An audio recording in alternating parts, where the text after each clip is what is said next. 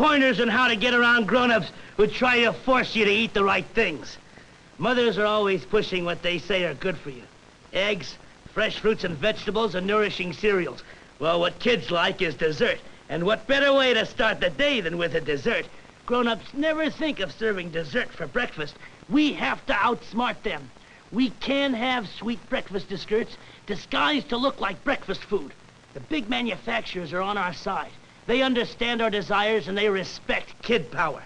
Pointer 1, know the market. Watch Saturday morning television and survey the field. Then follow up with a trip to the cereal counter.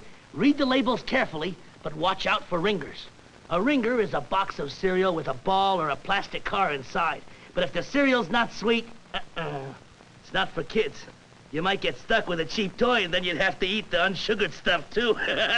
But one thing you have going for you is that mothers generally don't have time to read the labels. Point 2, get it into the house by offering to go shopping on your own. Now, if that doesn't work, insist on going along. Protect your rights. When you get to the cereal counter, if your mother picks up Kellogg's Product 19, you show her that Kellogg's also makes kid cereals. That's when you pick up, Sugar Frosted Flakes, for instance. Great. Now, if she says Sugar Frosted Flakes are low in nutritional values, compromise. There are others just as sweet. The largest ingredient in Apple Jacks and Fruit Loops is sugar. You can't go wrong with these two. The next point gets a little sticky. Now, say what you do is you take 2 cups of Fruit Loops. Measure that in. These are sugar pops, so we're starting backwards, but that's all right. 2 cups of sugar pops. Just 1. There's 2. That's fine. Now you take 2 cups of Fruit Loops. Put them right in. Are they colorful, huh? Isn't that pretty? That's good. And then 2 cups of small gumdrops. There's 1. Good luck. Here's another one. That should measure out to about a cup. Now you mix it together.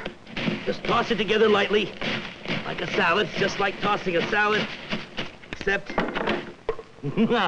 it tastes better. One last pointer.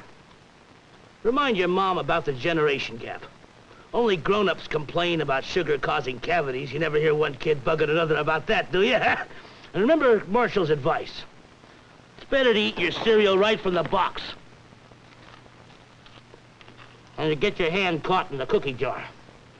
Now, if you have a mother who reads labels and understands nutrition and insists that breakfast should be highly nutritious without milk, I can't help you.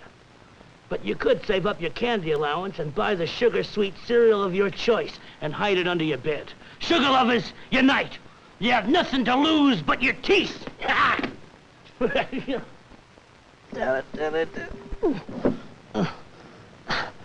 It's getting harder to do this. Look at this mess, huh? Look at that container. Perishable. Seeds. Sticky on your fingers. These rinds here I have to throw away. It's hard work. For what? A few precious drops of orange juice. The word orange doesn't even rhyme with anything. It tastes pretty good, though. Lots of vitamin C, real nutrition. But now I have the problem of disposing of this mess. It's rough. But look here. Look at what the 20th century alchemists have done for us. They've taken common water, added sugar, a few base chemicals, and produced convenient, clean fool's gold. They tried to do this in the Middle Ages, but it took the wonderful technology of the 20th century to make all this happen. Here we have frozen juices, concentrated. You just add water. See? This is 100% juice. But this over here, which looks like it, is not concentrated orange juice, but awake. Read what's in it, just to show you. The first ingredient, which means that's the most of, sugar syrup. Then water, then corn syrup, then orange pulp, citric acid, gum arabic, and a whole long list of other things. That's what I'm talking. Administration would like the standard for juice drinks to be at least 35% juice. The rest is mainly water, sugar, citric acid, vitamin C, vegetable gum, orange oil, artificial color, stannous chloride. Now here, this is high C, and it calls itself an orange drink. But the label says it contains not less than 10% juice. All right. Now here's something else. This is called a juice blend. That's right here.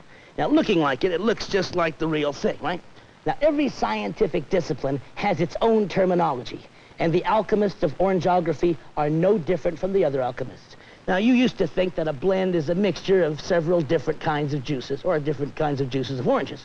But no, nuh-uh. An orange blend is a mixture of orange and water, what used to be called a dilution. The FDA proposes a standard of at least 70% orange juice in a blend. Now, orange drinks should have 35% real juice, and a blend should have 70%. Remember that these are all proposed standards. If you were confused, watch this show again next time and take notes. I'm confused, too. Now, here's the product right over here. I can't read what the ingredients are. Look for it. You know, you see it, disregard it. Now we come right now to the ultimate inconvenience orange product. That's right. This is it. A powdered orange breakfast discovery. Tang. Mostly sugar again. You add the other main ingredient yourself, which is water from your very own tap. Now, besides paying for sugar, you're also paying for, let me see what it says here, citric acid, natural flavor, gum arabic, monosodium phosphate and potassium citrate and calcium phosphate and vitamin C, cellulose gum, hydrogenated coconut oil, artificial flavor, artificial color, vitamin A, and BHA. Did anybody hear any mention of orange? I didn't say it, and they don't have it in here. That's why it's called a breakfast discovery. Kids, just because the astronauts drink it doesn't mean that it's good for you. So shoppers, when you face the choice of what kind of orange substitute to substitute for the real thing, ask yourself the basic questions. How do you like your water? 90%, 65%, 30%, or on the rocks? How much do you want to pay for it? How much is carrageen or gum arabic or hydrogenated vegetable oil or sugar or ethyl maltol worth to you? Or what does it do to you? That's another question. Now I'm going to have a little juice myself. Top it off with real purity here. It's hard to get open, but it's easier than regular oranges. It is. Oh, here we go. Pour it right in. That's good. Turn on the machine. Put some water in. Come to the Florida citrus. Whoops, turn it off. Oh, now we'll have a little taste of this and see if it matches up to the stuff we had before.